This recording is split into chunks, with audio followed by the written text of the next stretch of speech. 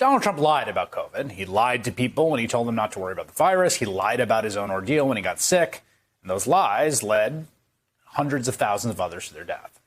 All this is documented in a new book titled Nightmare Scenario: Inside the Trump Administration's Response to the Pandemic That Changed History.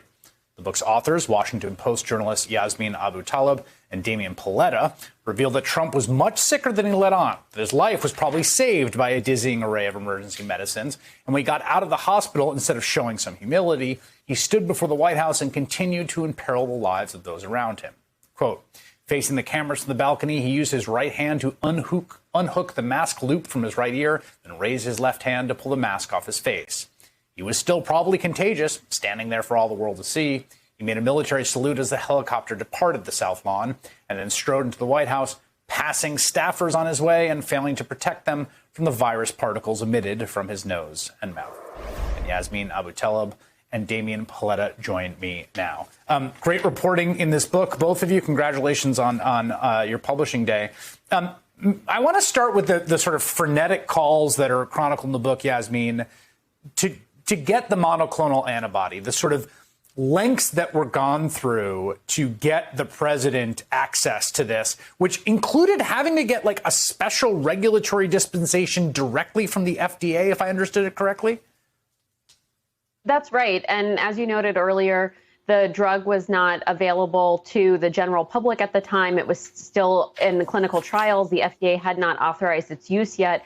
So what we found in our reporting was that a White House aide had called the then FDA Commissioner Steve Hahn directly and asked him if he could get the drug under what's called a compassionate use authorization, which basically is what you do usually when someone is in dire straits and there's not a lot of risk at kind of throwing everything at the wall at them. And the FDA has to make a decision within 24 hours about whether to approve the use. They don't need the patient's name, but they do need all of their medical information to make sure it's safe, to make sure it's not going to exacerbate some other underlying condition they might have or not go well with another medication they're on. And the White House was really pressing Steve Hahn to move faster on this. They wanted him to effectively cut corners and authorize this in a matter of hours. And when Steve Hahn found out it was for the president, he was shocked that they were not taking their time to make sure that they were doing this safely. There's a lot of the stuff in the book about the illness itself is a kind of microcosm of the broader way the president treated this, right? Like this denial, it's way worse than it looks on the outside, but they're trying to put on a happy face. You write that at least two of those who were briefed on Trump's medical condition that weekend, that he was gravely ill and feared he wouldn't make it out of Walter Reed. People close to Trump's chief of staff, Mark Meadows, said he was consumed with fear that Trump might die. You know, it felt, Damien, at the time like we weren't getting the full story in real time, but it is striking to read just how freaked out everyone in the White House and the inner circle was during this period. That's right. And I think you hit on this earlier. I mean, the tragic twist was that he was so jacked up on steroids that he insisted that Sean Conley, his physician, let him out of the hospital just a few days after he was brought in. The CDC director, Bob Redfield, begged Conley to keep the president in the hospital. He thought that the president was going to, backslide and deteriorate, but Trump insisted on leaving. He was, he felt better, obviously, because he was on all these steroids. And then when he walked out and said, this virus is nothing to fear, we need to move on, that sent a message to tens of millions of Americans that the president can whip this virus and so could they. And then, this is early October. That began this period of just devastation. The third wave of the virus just washed across the country. Yes, the president survived. He got a miracle cure. He had the best treatment in the world. And he was really lucky. But the consequences of his behavior after that moment, I think were really, really going to be a tragic kind of chapter in American history, because so many people thought if the president can get better, I can get better too. I have nothing to fear. And, there was just catastrophe after that.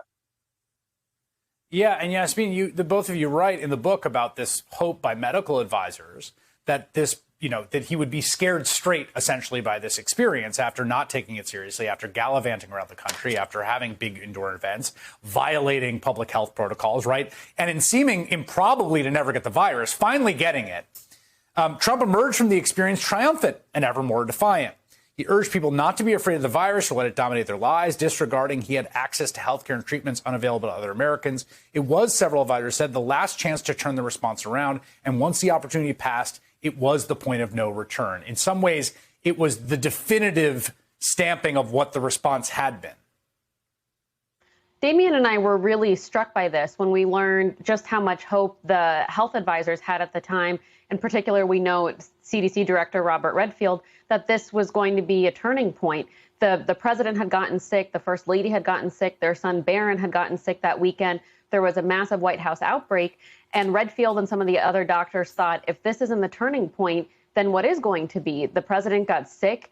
He didn't seem like he was going to make it out of Walter Reed for a little while. When his aides finally convinced him to go to the hospital, they said, you can walk out on your own now. If you wait much longer, you might not be able to, and then you won't be able to hide your condition. So they thought, given that he was so gravely ill for that period of time, that he surely would take the virus seriously and make sure to reiterate that message to other Americans. And they were actually preparing to be able to freely speak their minds and to take the lead. And then, of course, when he ripped the mask off at the top of the balcony, Redfield knew that that moment had passed and it wasn't going to come back. Quickly, Damian, monoclonal antibodies never actually were deployed at scale, despite what the president said would happen, right? That's correct. Yeah, they're incredibly expensive. And, quite frankly, the president kind of lost interest in them after that event because he was just a month away from the election and he put all his focus on the election and then obviously fighting the results of the election. So, no, he never committed to it and they never got it at scale. Yasmeen Abutaleb and Damian Paletta. The new book is called Nightmare Scenario. It's full of fantastic reporting. It's out now. Thank you both for making time tonight.